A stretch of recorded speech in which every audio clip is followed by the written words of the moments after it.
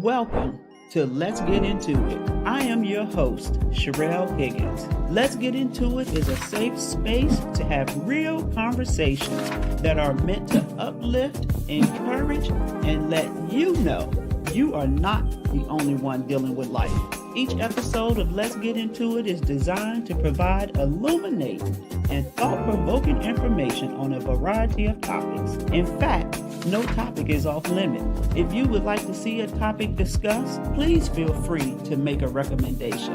My special guest and I will have a great time discussing topics that the mainstream media wouldn't dare discuss. We will bring these conversations to you with an open mind, respectfully, from different perspectives, and most importantly, with love. Thank you for joining me and my special guest.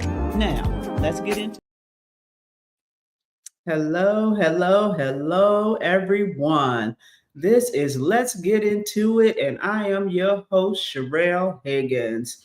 You know, we as a community have been talking a lot about supporting Black businesses and also taking the opportunity to not only support, but invest in those Black businesses. It is time for us to stop talking about it and be about it. Are we really supporting Black businesses? Are we really putting our money back into our communities? Well, my special guest today is going to tell you how she became a chief executive officer of her own business and also going to talk about her invention. So sit back, relax, and get ready to take some notes so that you too can learn from her experience. And if you are thinking about becoming an entrepreneur, or you are an entrepreneur, I'm sure she'll be dropping lots of tidbits for you to be able to learn from. So join me in welcoming my special guest, Nicole Colbert. Welcome, Nicole. Thank you. Thank you for having me. I'm glad to be here. I'm so glad you are my guest because I know that as we go forward, particularly over the next few years, it is going to be very important that we are mindful of how we spend our money and that we are, tapping into our own talents and making those talents and monetizing those talents because we all have talents that we can monetize. And so I know that my audience is going to learn a lot from you. So before we get into the nitty gritty, let's just do some background things here. Where were you born and raised? I was born and raised in Lancaster, Pennsylvania. Oh, okay. East Coast. Yeah. Okay. All Lancaster, right. Pennsylvania. And Nicole, did you attend college? If so, which college? Is that a trick question? She's trying to get on me, y'all. Yes, I attended college at Lincoln University. That would be my alma mater, yes. Okay, and is Lincoln University at HBCU? Yes, it is. One of the oldest HBCUs. Okay, and is that why Virginia State be stumping y'all every time we Look, play? I knew it. I knew you. I was waiting for it. Look, you give me the business every year. We love playing Lincoln University. Listen, I'm sure you do because y'all always win it. It's an easy win for y'all. I get Yes, it. it is. Okay. So what a great way to wrap up homecoming is with that easy win. Look, most of our talents is in the classroom academically. So Okay, we can go with that. We could go with that. So Nicole, how did you pick Lincoln University? So Lincoln actually was it was recommended to me by my uncle. And it was recommended the first, actually, within the time frame I was moving to Virginia. And I was like, no, I'm moving. I'm not changing my plans. I need a change. I'm moving out of state. And he said, I attended their master's program. And he was like, you can still attend it while in Virginia. So that's a story in itself. Long story short, he said, at least just go through, take the test, see if you test in. And if you test in, go to the open house and then make your decision. Needless to say, I ended up testing in to the master's program. And when I went to the open house, I met three other people that were living in Richmond, Virginia, that was actually Oh, going to the same program. So pretty much that's how that happened. And I ended up, graduating. okay. So let me ask you this, because this is always fascinating to me. Because when I first went to Virginia State, I only went there because two of my oldest sisters were there, and I had no idea what a HBCU was or the benefits of attending one, because growing up in the inner city of Chicago, everybody around me looked like me for the most part. And Right. so it didn't mean anything to me for me to go to a school where most people looked like me. And so, did you know and understand the importance of attending an HBCU at the time that you went there? Absolutely not. So let Oh, me tell you, um, the first time, and this is going to probably shock you, the first time that I knew that Lincoln University was a HBCU was the first year I went to CIAA. mm. Oh, Yep, wow. it was the first year. I think that's the first year I met. Did I meet you there, or I met you at one of? No, I think it was state homecoming. But yeah, it was state homecoming. But yep, my first year at CIAA, and I believe that was in 20. I had uh long graduated from Lincoln and everything. Mm. Yeah, so I think I went to CIAA for the first time in 2017, I believe it was. Oh, wow. So that's recent. 20, Oh, yep, it was either 2016 or 2017. And that's the first year that I was had no clue. okay. Well, Jackie posted VSU in the comments section. So we got some other Trojans representing. Oh, I'm sure, because yeah, y'all wrote deep. I can Yes, respect we do. it. And so, yeah, it's interesting. I learned, I don't think I understood when I was at Virginia State in the 80s that it was a HBCU and all that that meant. I think it was after I graduated. And you're right, our alumni is tight and our Yeah, alumni roll y'all deep. did, yeah. Hmm. And so I think that's a good thing. And I think we kind of, along with North Carolina A&T, kind of, and FAMU set the stage for it, right? Making sure that, we give back to our university and we support our university and also support our fellow Trojans. I love that about Virginia State. And so, so Nicole, when did you know that you wanted to be an entrepreneur? Well, I knew, I would say probably in my very early 20s. Okay. Um, because all through school, even through high school, I've always wanted to be an attorney. That Mm, I always wanted to be an attorney. And I was just fascinated by that industry. But after graduating and going to taking undergrad classes part time, I started working for the Boys and Girls Club, and I was working. I went from working in the game rooms with the young kids to working the group homes they had, like the shelters, working with at risk kids. Then it went from that job to another job, working in a facility with adolescent substance abuse, mental health. And so just from there, I just started building up, experiences. And then that just kind of stuck with me. okay. So when I had the opportunity to go to school for my master's, I went for human services. And Okay. And what was your undergrad in? so that's the thing, I didn't get an undergrad. So I Oh, ended up testing into Lincoln University's master's program got it. based on the extensive experiences that I had.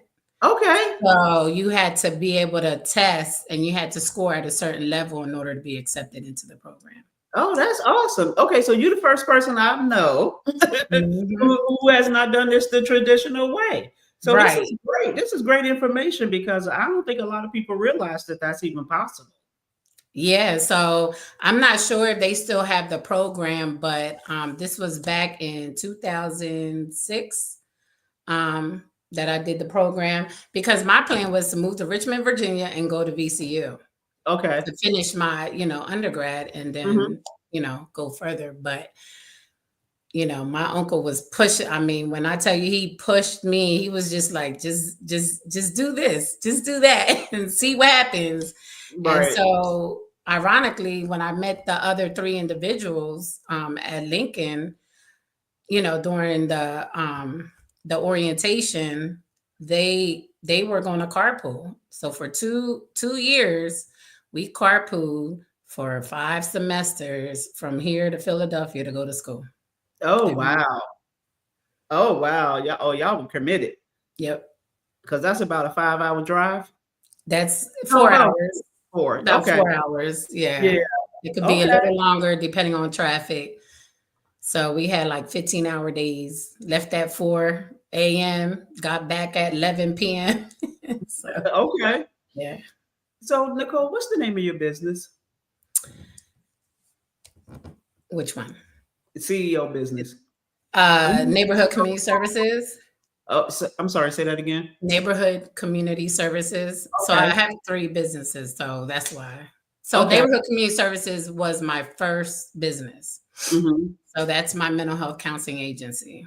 Okay. And what's the other two? So Con Management is my consulting company. I consult with businesses and individuals who want to get into mental health, substance abuse, group home. So I help them navigate that and help them, with infrastructure and systems. And then my product business, which is Quickly. Okay, we're gonna get into quick wins in a minute. So Uh-huh. okay, that's great because most people that I know in my small circle of people usually find one thing and try to stick with that as opposed to branching out. So I think that is that's a very important tip, is to branch out, right? And Right. so with your first business, um, what's some of the early obstacles that you had to overcome in getting started? Oof. Just first off, being comfortable with networking, you know, networking, don't be afraid to network.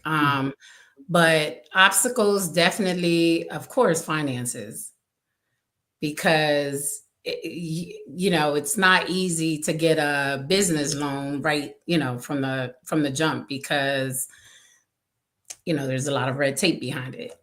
There's a lot more resources now than there was when I first started, my mental health counseling agency. However, just, I would say, making sure you're, um, you have a good enough financial cushion to be able to push your business. I think I made the mistake of quitting my job too soon. Mm, okay. So I was working for the Richmond Police Department, and I think I left my job way too soon before things started to take off. Oh, okay. So definitely, I should have. What I know now is what, when I started my business, my first business, it should have been like I should have built it as a side hustle, Okay. and stayed in Hmm. my full time until I got it to where it needed to be. Okay. So Okay. That's a good tip. Don't quit your yeah, don't quit your real job until you can get your side hustle up and running, because absolutely. you'll Yeah, need the financial resources to sustain yourself, and right. keep your business going. And so, So, what kept you, Nicole, from giving up early on and going back to, I'm putting this in quotes, corporate America? First off, a good support system that continues to tell you, you know what, keep going. You may be dealing with these obstacles, whatever. So I definitely have to give it up to my support system. Um, but also, too, I refuse to allow anyone to have control over my paycheck. Mm, If I'm going to be broke, I'm broke because of me, not mm-hmm, because of someone else. Or if I'm, maybe losing a job or losing a contract or whatever, that's because of me, not because someone has control over me. Um, and so that is ultimately, one of my big reasons why. Um, and how I got into the consulting business was because I knew I wasn't able to put my hands on a large sum of money to be able to bring my idea to fruition. So I just started consulting on the side as a side hustle just to feed my product company. mm-hmm. Well, But that's then, no, hmm? go ahead. I'm sorry. No, go ahead.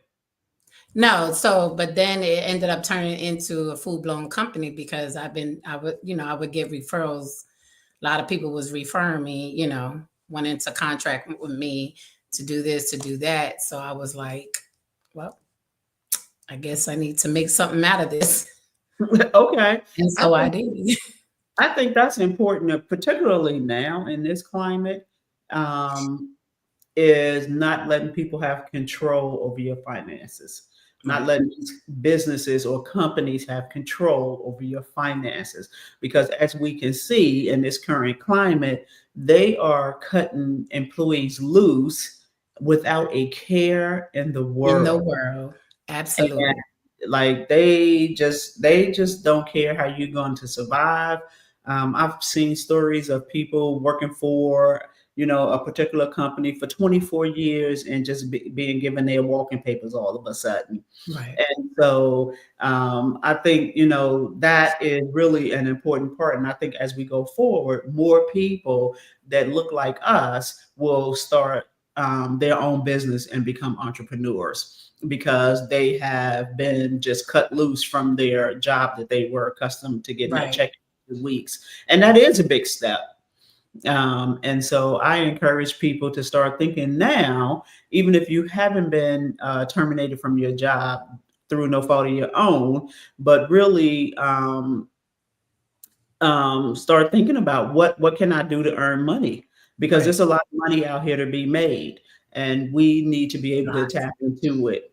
And so, with that being said, uh, what advice would you give somebody other than don't quit your job too soon? Um, if they want to be an entrepreneur and want to start thinking about doing something. My advice would be don't don't don't have no fear behind it. If you have an idea or um a vision, start working on it now. Start putting it on paper, start doing your research. There's so much research out there. The information is out there. So definitely just start putting things in motion because there's so many things that you can put in place um, that you don't have to pay anyone to do. Mm-hmm. Know? So and then just just start putting things in motion. That's what I would say. Don't be afraid to um to execute because we all fail sometimes or we all miss the mark sometimes, and we got to pick ourselves back up and keep it moving. And if you're doing that for a company that you're working for, you can do it for yourself. Oh, come on now. Yeah, Hmm. that is the truth. I think a lot of people get stuck on some of the basic things, right? And I could say this from experience.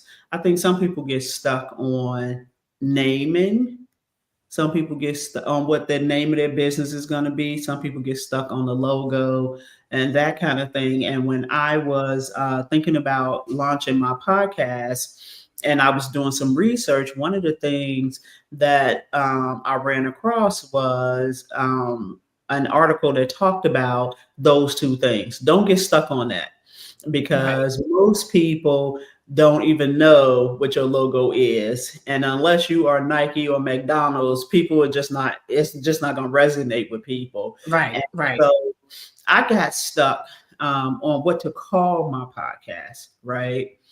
And so I had all sorts of ideas, but none of them really landed with me or they didn't resonate with me. And so finally, one day, let's get into it popped in my head. And I was like, that's it. There it That's it. goes. And then Right. I was ready to launch after that. But before that, Right. as you mentioned, I was writing down ideas of what different type of shows I wanted to have and who I would want to have on the shows and how I wanted to conduct the show. And so it's important for us to kind of, always think ahead, but don't get stuck getting started. Right. And that's absolutely right. There are authors out there that write their book and don't name their book until the book is done, you Hmm. know? So, yeah, getting stuck because of a name, yeah, just if you already have a vision, you have your idea and you just put it on paper.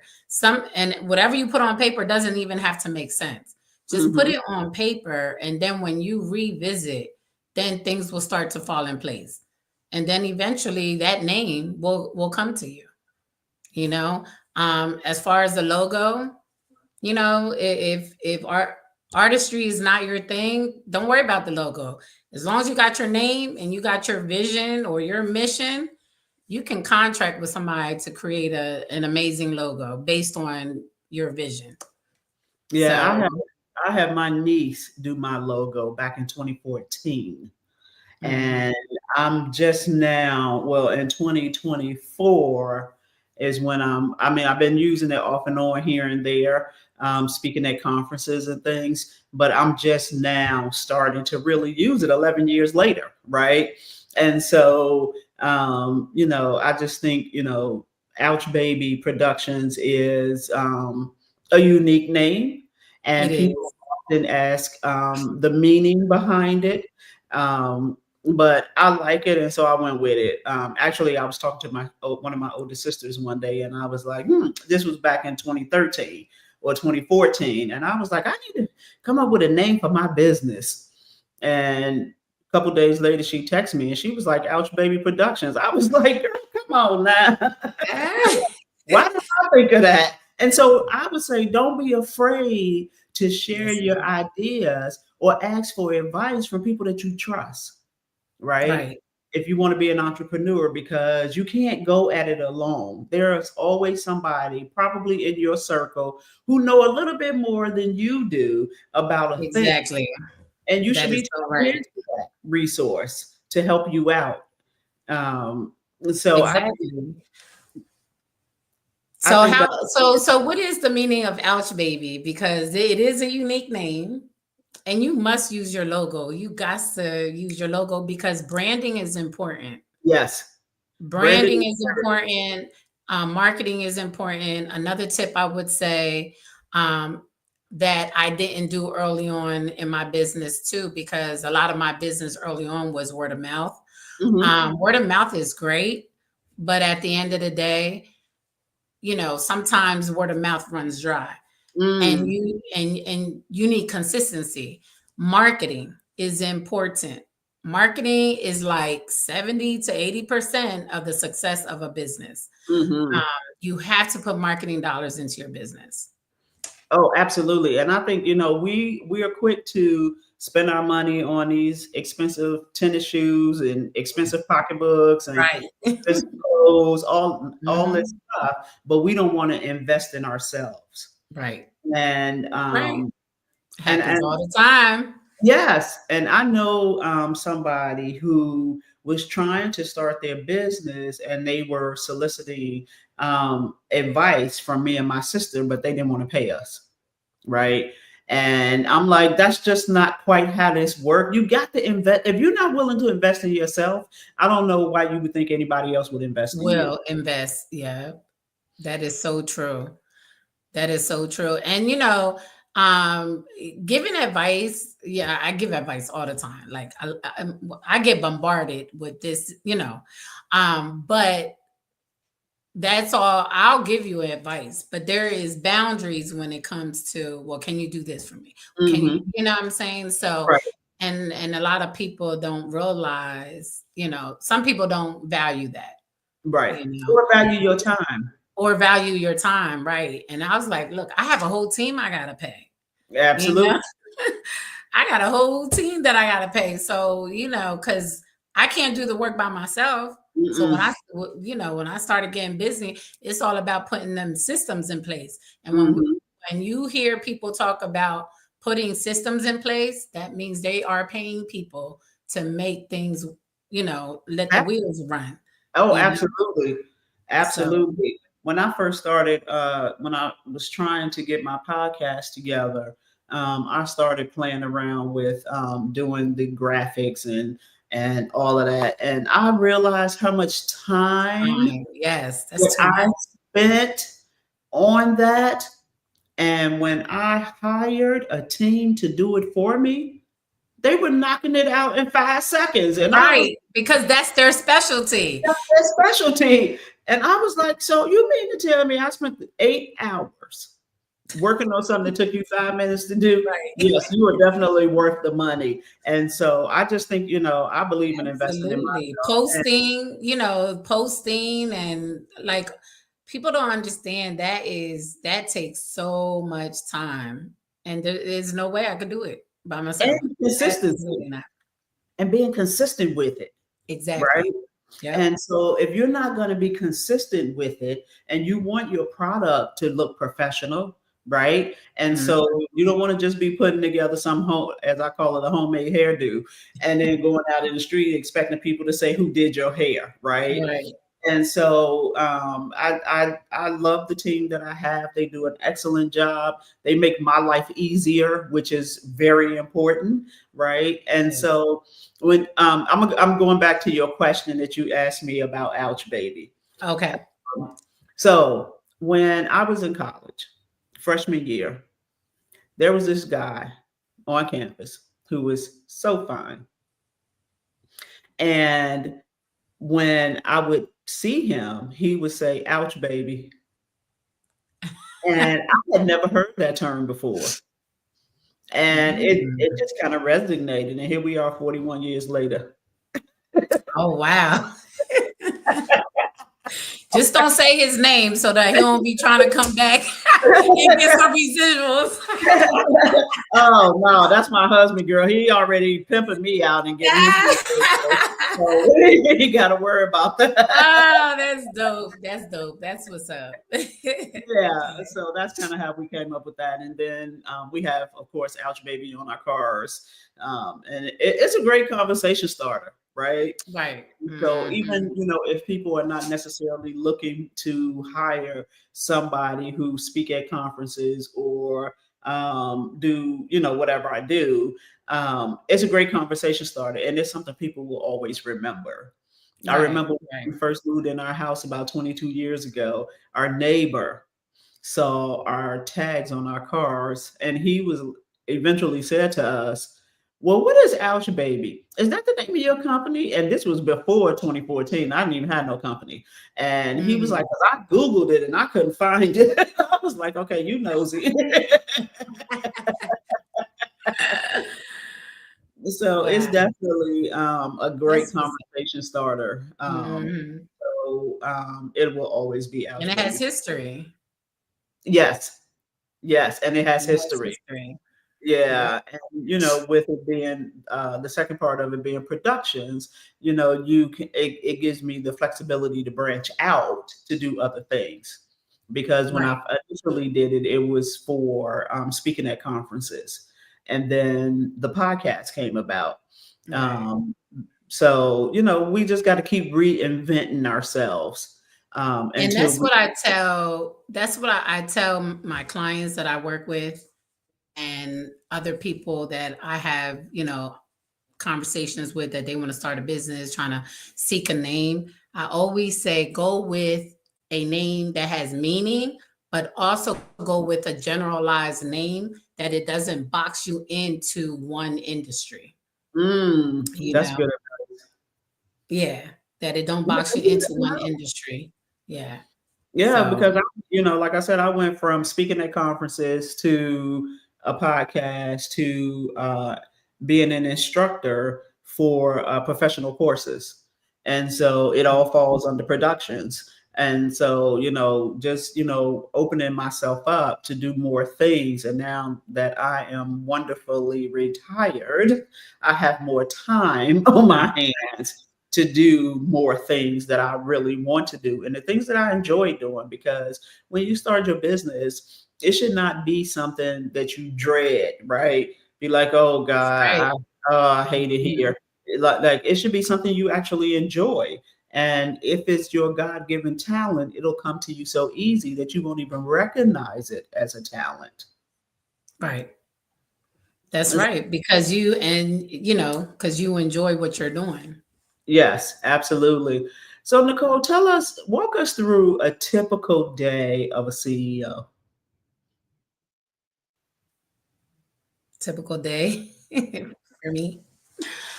Um, whew.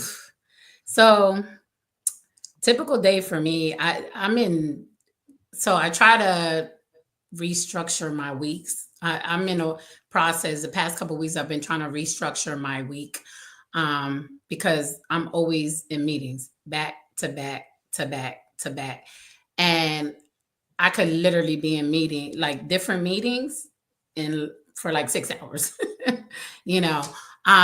But it's very necessary because of all that's going on. But a typical day for me is, I meet with my team almost every day. Um, and I have different aspects of my team because of the different, companies. But I'm literally running all three companies every day. I can't do focus on one this day or this day. So it's just like literally simultaneously. I have a wonderful clinical director for my mental health agency, and director of operations. So they're a huge support, on that side. My director of operations really, she got her hands in both, my consultant and my mental health company, and she runs her own company. But so I do have a huge support team, but there are times that at my group home or my recovery home, you know checking in on staff. When I'm My office is at home. you Mm, know my main office is for my staff and for services to be rendered. So, a lot of times I do work from home, unless I'm in face to face meetings. But as you know, that climate has changed. So, is not a whole lot of face to face meetings because you can literally get things done virtually. mhm. So, um, yeah, so pretty much just busy So, is. so I have a two-part question. How important is it to have staff who are committed to your vision? And then the second part of that is, well, I'll wait and let you answer that, and then I'll ask you the second part. It's very important because for me as a CEO, um, and as a leader, I expect my team to be able to execute without me having to micromanage. Come I'm on too now. busy. I'm too busy to micromanage. So if I have to micromanage you, you're not a good fit for my team, you Hmm. know. Um, and work ethic will show me how committed you are to be a part of our team, Hmm. you know.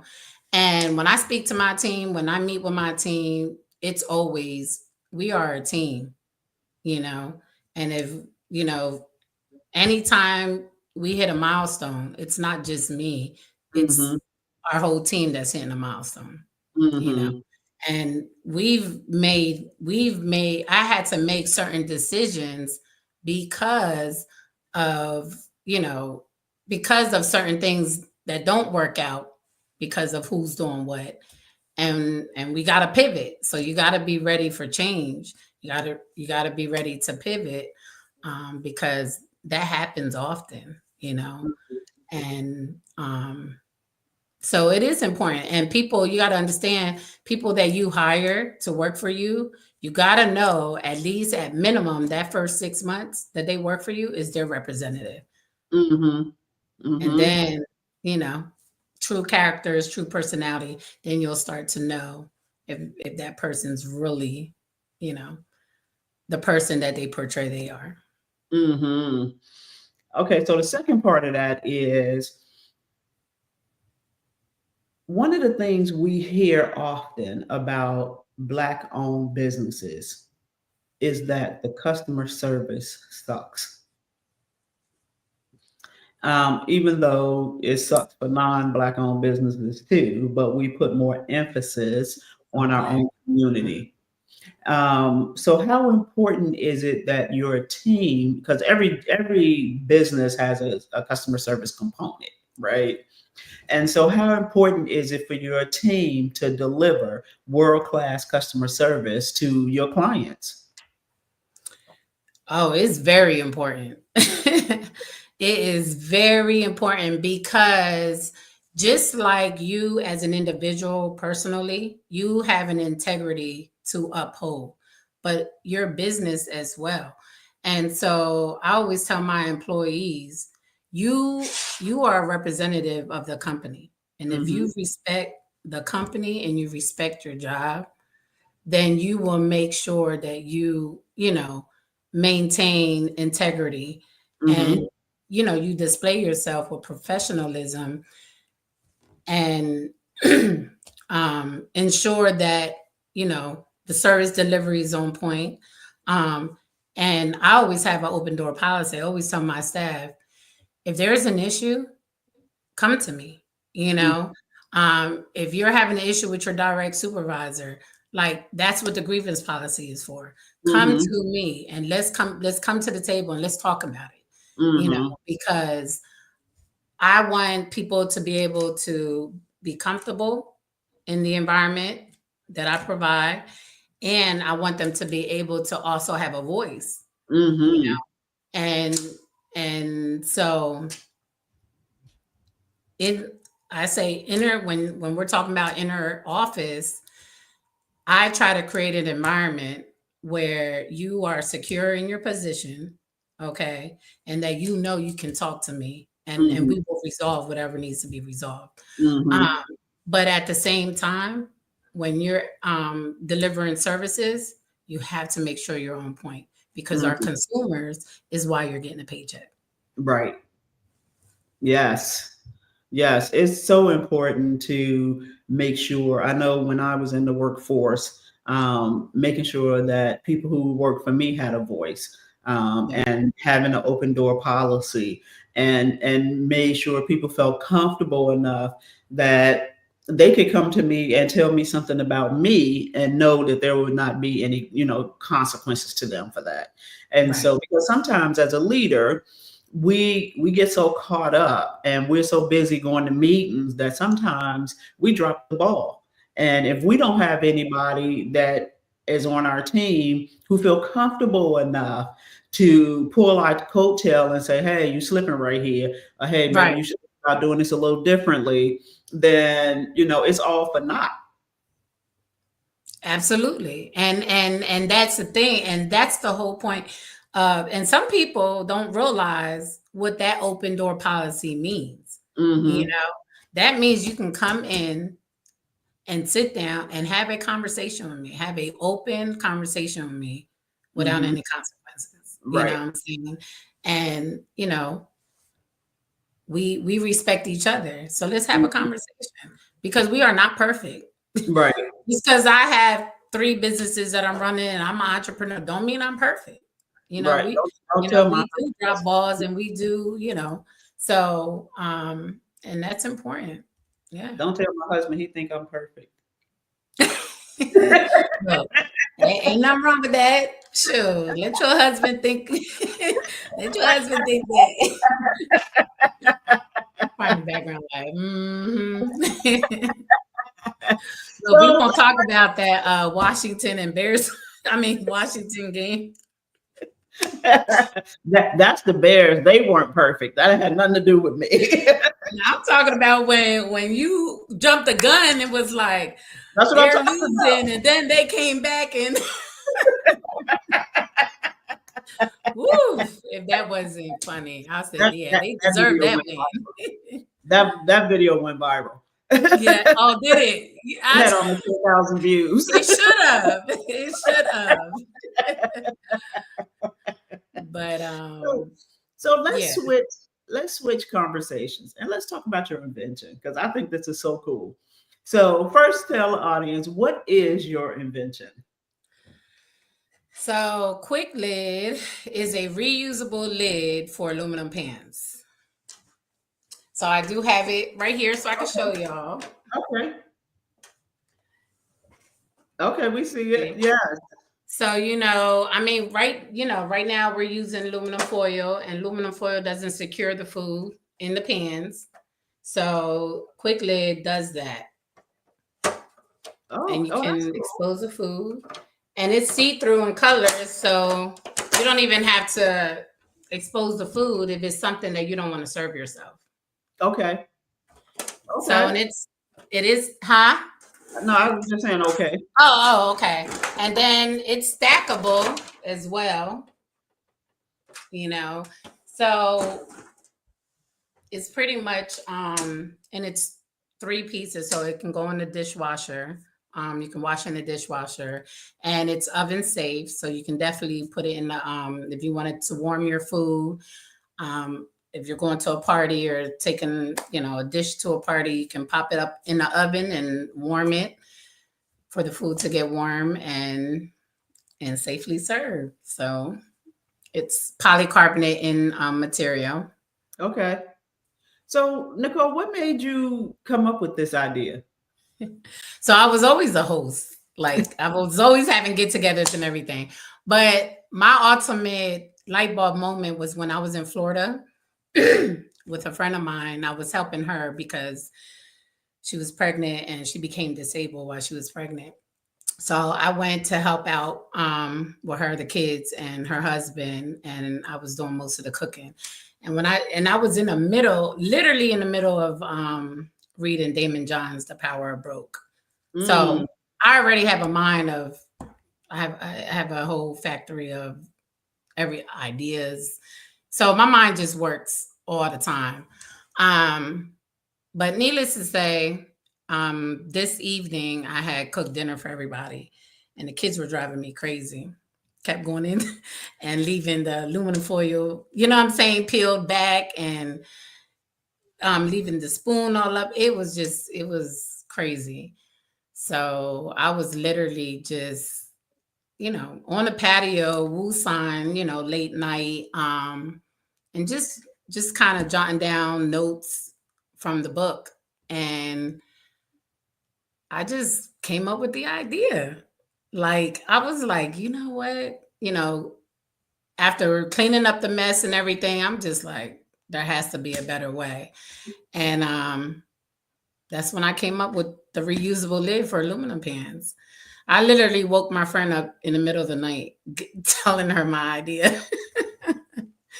And this was back in 2016. So it's been a long time that I've been working on this. and people expect things to happen overnight. So I'm glad you said this started back in 2016 because it just Mhm. doesn't happen overnight, No, right? it Some does people not. get lucky and have overnight success, but for the most part, that's not everybody's story. Uh, Right. and so with quick lids, I know you're still in the process of marketing and deploying it, but what's some advice you would give others if they have something that they think would be, marketable or sellable, in terms of their inventions. Because I know my husband, he has a lot of great ideas. And I'm like, can you do something with that? And then his thing is he throw it out there and expect me to catch it and run with it. And I'm like, no, brother, got my own stuff going. Right. So that goes back to research, Sherelle, because I had my idea and I was sitting on it for a little bit, and then I would revisit. And then what Shark Tank was a learning curve for me too. Mm, I watched every episode, and you will learn things. So, um, and I shared my idea with a friend of mine, that was working in manufacturing at the time, and he was like, "Oh my God, that's a great idea!" And so he linked me up with an individual, to sit down with me, and he literally broke down like what manufacturing entails, what creating a product entails, like, and I had a graphic image, I had a hmm graphic designer put together that image that I came up with, and he literally broke it down. And when I started, and from there and doing my research, I just started kind of putting things in motion just based on research.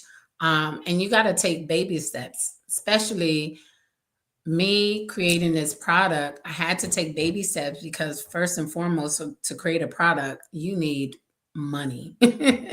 But hmm before even getting to the point of manufacturing, it was so many, it was a huge, like, the process was long when it came to finally getting the final design together, having the right engineer, you know hmm and she's black, so I gotta put, my industrial engineer. She's the mom.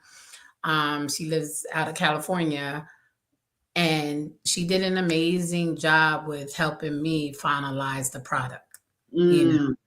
know, so it's a long process, but you have to do your research and you have to be willing to take baby steps And take advice. and take advice. Absolutely, and take advice. Especially Absolutely. since you were coming up with something that you had no experience with, right? Yes, Um, absolutely. and Totally out of my industry. hmm You asked me about mental health and, substance abuse. Like, you asked me that industry, I know it like the back of my hand. right, Consulting, I do, I know it like the back of my hand. Policies, SOPs, all that, that's my thing. right, But when it came to this, I had to learn manufacturing. I had to learn, you know, what manufacturing entails, what creating a product entails, being on the floor in retail rather than being virtual, I mean online. Like, it's so much. It's so black and white, and it's such a difference. So hmm it's important that you definitely do your research. okay. And so, um, so where are you now with the product? So where I'm at now, we're in the manufacturing stage. So we're not in manufacturing. We're at the stage where we're ready to go to manufacturing. Okay, So my team is working on the crowdfund campaign, and we anticipate launching our crowdfund campaign next month. okay. And what is So, crowdfunding? so crowdfunding is, when you do you market your product, and crowdfund is a platform. You can go to Kickstarter or you can go to Indiegogo. There are other crowdfund platforms, but just depending on kind of where you're at. And you can utilize their platform. And crowdfunding is offering, literally, presenting your product and offering, either early buy into your product where they can buy your product, and you know, as long as they're willing to wait for the product, then that helps you raise the money. And Hmm. or literally it's like donations. People can donate towards your product. Hmm. And when you make a donation, then you receive something for your donation. Okay. But ultimately is a way to raise a large sum of money for your product, so Okay. you To can get make your it to the next step. Okay, so crowdfunding basically is raising money so that you have the capital that you need to get your product through manufacturing. Through manufacturing, absolutely. Okay. Hmm. All right. I thought it was important to explain that because some people may not know what that is. Okay. And Yeah. so some people may think that in order to kick off their invention, that they themselves have to have the capital to do it. And so, with you introducing crowdfunding to them, it may spark another route for them to look into to see if Absolutely. that would work for them in whatever invention that they want to do. Um, so when people are doing crowdfunding, I know you are in the beginnings of it, but I'm sure based on your research, what would you say would be like the average amount people would give for through the crowdfunding platform? So you know what? I wouldn't say there's an average amount because it depends on what what you're asking for. It Mhm. depends on how much you're raising and what package and or what level of donations that they choose. Okay. So for example, say if you're selling your product, selling your product early, pre-selling your product as a way to raise money on the crowd fund, Mhm. then there may be two, three different packages. One may Mm, be 19.99, one may be 49.99, you know. gotcha. Or, if we're asking for, like the in-kind donation and perks, that's what they identify them as perks on Okay. crowdfund. So, you may go with perk number one, that's $25, Mhm. so it's different, but I can tell you that there are crowdfund campaign, and marketing is important. You have to have marketing and PR behind it, because if you don't, then it's a great chance that If you it may don't not have a good turnout. Right, it may it's not have hard a to good go turnout, but fund. marketing is very, very important. And but what I will tell you is there are so many ideas that got funded within days and Mm, they exceeded their goal, you mm. know. But that's not just because of not only just their idea, but is also the marketing piece is important, making sure you're getting it out there. Out there. Our goal was to get 500 email subscribers, you know, um, and I'm not sure where we're at as of today. We are in the hundreds, but that's important. So, email for people to subscribe to Quick Lid's email list is very important because that's how we get the information out to the masses. And if somebody in the audience wanted to subscribe to the email so that they can learn more about Quick Lids and maybe start to think about supporting you in that way, what's the best way for them to do that? They can go to Quick Lid website, which is www.quicklid, spelled QUIKLID.com. Okay. All right. So that's good to know. So if people want to be a part of that email list, they can go to quicklid.com and sign up there. Yes. Um, And so then once they sign up, then they'll start getting the emails and they can make Yes. a decision on whether or not they want to participate financially or not. Yes. Yes. Okay. So, and the emails would keep you up to date of where quickly it is in the process, and it'll tell you specifically when we're going to launch our crowdfund campaign and how you can support. Okay. All right. Well, as promised, Nicole, our time has gone by very quickly. It sure did. And you have dropped some gems for our audience, not only from a CEO perspective, but from also from an inventor's perspective. And I thank you for that because I have an idea of something I want to do, and I just had not started doing any research yet or figuring out how I need to at least get started. So I will be tapping into you for that. Okay. You know, I'm So a phone call away. yes, because you got to give back to your own community. So since you already have a lot of the knowledge, there's no reason why I would not, take advantage of that and use you and your knowledge to further my invention that I want to do. I don't know if it's an invention. It's not probably an invention, but I have an idea. Okay. So thank you so very much. I You're appreciate welcome. it. Thank you for having me. I appreciate it. I enjoyed my time with you on the show. Okay, good. Now, what I'm going to do is I'm going to put you on in the background, and I'm going to Okay. do my what the hell segment, and then we're going to wrap this thing up. So, thank you again, Nicole. Thank you. Bye, everyone. So let's talk about what the hell. What the hell are we doing? Are we still talking about it or are we actually doing it? Now is the time for us to put our words into action because we know that the future of our community is going to be tough.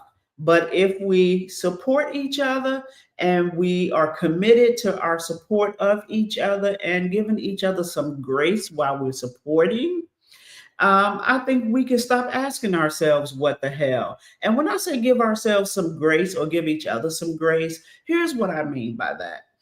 We can go to Walmart or a big box store and get bad customer service, but we will continue to patronize that big box store, right? And so, what I would like to see us do is as we are finding these black owned businesses to contribute to and support and spend our dollars at, if you run across a situation where the service was not up to par, instead of bad mouthing the company and instead of posting on social media something negative about the company, how about you take some time and have a conversation with the owner of the company and just tell them what your experience was? Because I think if we did it that way, we could get improved service and we can continue to support our Black owned businesses. We do not want to put negativity out on social media about other Black owned businesses so that other people won't be asking themselves, what the hell? I would never support that business based on somebody else's experience. Again, give each other some grace. Let's put our dollars where they need to be that support us and support our communities. And let's stop asking ourselves, what the hell? Because what the hell covers a whole lot of things. And oftentimes, when you see these stories that are posted negatively about a particular business, it is someone's opinion. It may not necessarily be fact. It is also one person's experience. I will give you a prime example. I was in our neighborhood app. Someone was asking for a hairstylist. And I happened to notice a comment where somebody was saying that the salon that I go to wasn't the best salon in terms of what their experience was. And I could not help myself but to chime in. I typically don't chime in, but I had to chime in because I've been going to this hair salon for 15 years and I have not had that experience. And so I thought it was important enough for me to, at least express what my experience has been to counter what that person was saying, because again, that it just wasn't my experience. And if I had not countered it, it could have potentially drove business away from my hair salon. And so let's stick together. Let's try to be more positive. Let's give feedback. Let's give constructive feedback. Not constructive criticism, because we don't want to criticize. We want to give constructive feedback to our business owners so that they can make the necessary adjustments so that their businesses can thrive and not just survive. And so we are not going to be asking ourselves, what the hell, when we interact with other Black businesses. What we're going to do is everything that we can to ensure that that Black business thrive. Thank you all for joining me. I will see you in 2 weeks with another episode of Let's Get Into It. I am your host, Sherelle Higgins. Have a great night.